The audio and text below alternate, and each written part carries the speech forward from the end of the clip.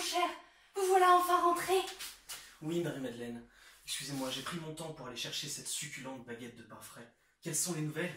Mon cher frère, Annelise, votre femme, est toujours dans son coma, qui dure depuis 2 semaines. Qu'allons-nous faire? Elle connaît tout de notre inavouable liaison incestueuse. N'ayez crainte. Le docteur a dit qu'elle n'en sortirait pas avant un bon mois, ce qui nous laisse tout le temps nécessaire pour échafauder un plan des plus géniaux. Mais avez-vous déjà réfléchi à la question? Bien sûr, elle est dans le coma depuis 2 semaines. Et si... Nous la tuions? Marie-Madeleine, vous ici? Mais enfin, Jean-Emmanuel, vous savez bien que j'habite ici. Oui, c'est vrai. D'ailleurs, avez-vous les nouvelles d'Annelise, votre belle-sœur? J'ai entendu dire qu'elle était dans le coma depuis 2 semaines. Oui, mon bon ami, elle y est toujours. Aux grandes dames de mon frère Pierre-Henri, si vous saviez, il est en proie à bien des tourments. Depuis 2 semaines qu'elle est dans le coma. Marie-Madeleine, vous êtes ma meilleure amie. Et je me dois d'être franc avec vous.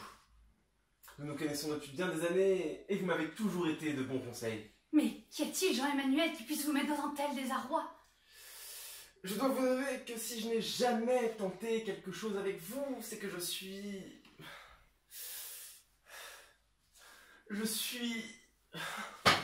homosexuel. Ça, par exemple, si j'avais su, j'aurais pu vous épauler plus tôt. Mais pourquoi m'en parler maintenant? Puisque Annelise, ma belle-sœur, qui sait tout de ma relation actuelle, est dans le coma depuis 2 semaines. Je le sais. Et vous m'envoyez terriblement mal à l'aise de vous dévoiler de tels faits sur ma personne en ces temps de trouble. Mais je crains que ma mère n'ait ourbi de fallacieux stratagèmes afin de me marier avec une riche noble, afin de renflouer les caisses de la famille qui est maintenant devenue pauvre. De plus, ma mère, elle me renierait si elle savait mon attirance pour la gente masculine. Ne vous en faites pas, Jean-Emmanuel. Elle vous aime comme son fils. Jamais elle ne vous renierait. Mais enfin, je suis son fils. Diantre, il ne sait pas qu'il a été adopté par Anne-Cécile à l'âge de 15 ans, après l'accident qui lui a coûté 15 années de sa vie. Mais bien sûr, Jean-Emmanuel, je le sais, c'était une boutade. Ma sœur, ma très chère sœur, comment allez-vous? Très bien, et vous-même?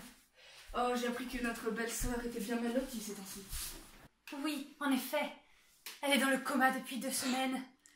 Mais le médecin est confiant. Elle sera de retour parmi nous d'ici 1 mois, selon ses dires. Enfin, s'il ne lui arrive rien entre-temps. Quoi qu'il en soit, oublions Annelise 2 minutes, car je me dois de me confier à vous. J'aime quelqu'un. Oh, serait-ce Balthazar, de la famille d'Anne-Cécile, la mère de Jean-Emmanuel? Non, vous n'y êtes pas du tout, mais presque. Il s'agit de Jean-Emmanuel, c'est lui qui tient mon cœur. Depuis que je l'ai croisé à la soirée caritative pour l'association Un enfant, un manteau, je ne pense qu'à lui. Je n'arrive même plus à me concentrer sur mon association pour sauver les tortues. Diantre, que faire? Si jamais elle apprend le secret de Jean-Emmanuel, si jamais elle sait pour son homosexualité, alors elle sera dévastée et lui ne se confiera plus jamais à moi. Mais voyons, Marie-Christine, vous n'y pensez pas. Marie, pourquoi dites-vous cela? Mais vous ne savez pas qu'il y a quelqu'un dans sa vie. Ah bon? Mais je reviens d'aller voir sa mère, Anne-Cécile, qui ne m'en a pas parlé, et qui souhaite même nous marier la semaine prochaine. Marie, je dois vous avouer quelque chose à mon tour. Qu'y a-t-il? Vous aviez remarqué ces derniers temps que je paraissais plus joviale, n'est-ce pas? Oui, il est vrai, mais qu'est-ce que cela a à voir avec notre discussion, Marie? Je ne sais comment vous le dire, mais depuis quelque temps, je vois quelqu'un. Il ne voulait pas que ça se sache, car sa mère risquait d'être au courant, mais... Oh mon Dieu, Marie-Madeleine, seriez-vous en train de dire que... Oui, Marie-Christine, je sors avec Jean-Emmanuel, l'homme dont vous êtes éprise. Vous devez absolument renoncer à cette folle entreprise qui est votre mariage avec lui, sans quoi nos relations seraient détériorées pour toujours. Je n'arrive pas à croire que vous ayez attendu de telles circonstances pour m'en parler. Marie? Oui? Oui? Vous, pas l'autre. Oui? Concernant notre discussion de tout à l'heure, préférez-vous les crus ou le crème? Les crus ou le crème? Oui, cru.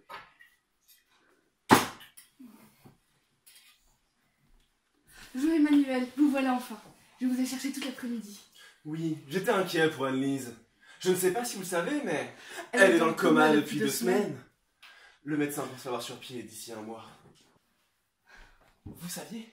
Oui, ma sœur Marie-Madeleine, qui, il me semble, vous connaissez bien, me l'a dit. Ah oui? Quel dommage pour cette petite. Vous étiez là, mère? Bien sûr, depuis votre enfance, je suis toujours derrière votre dos, à rattraper vos erreurs. Et d'ailleurs, pour une fois, vous tombez bien. Je vous présente votre future femme. Ma future femme? Mais qu'est-ce que c'est que cette mascarade? Et vous? Vous saviez quelque chose? Oui, votre mère est venue me voir et elle a bien vu que vous me plaisiez. Mais tout le monde serait gagnant dans cette situation. Vous pourriez tous les deux venir habiter ici. Elle est pleine aux as, cette petite. Donc, tu es obligé si tu ne veux pas que la famille finisse dans le besoin. Ah, très bien. Dans ce cas, quand sont les festivités? Nous nous fiançons dans 3 jours. Et le mariage est la semaine prochaine. Tous les préparatifs sont presque terminés. Alors, haut les cœurs! Je savais bien que tout ce que Marie-Madeleine racontait était faux. Vous verrez, nous serons très heureux ensemble. Et cette pougresse finira seule. Lui aurait-elle avoué mon homosexualité? Vous m'avez fait venir, alors me voilà. Que Oui. voulez-vous? Je sais que vous avez tué Balthazar par pure jalousie. Comment? Qui vous l'a dit? Ce n'est pas le sujet de votre venue. J'ai un marché à vous proposer. Je ne souhaite pas être impliquée dans vos fallacieux stratagèmes. Et pourtant, si vous n'y prenez pas part, c'est la prison qui vous attend. Vous n'oseriez pas. En êtes-vous bien sûr? N'oubliez pas que je suis très ami avec le procureur de la République. Diantre, me voilà coincée. Que puis-je faire pour garantir votre silence? Une simple broutille. Je ne sais pas si vous le savez, mais ma femme, Anne-Lise, est dans le coma Depuis 2 semaines, oui, j'en ai eu vent. Et donc? Il faudrait que vous l'éliminiez pour moi. Voici un poison extrêmement rare et totalement indétectable. J'ai besoin de vous pour le lui inoculer. Elle sait un secret qui pourrait faire plonger ma famille en disgrâce. Il ne faudrait surtout pas qu'elle se réveille.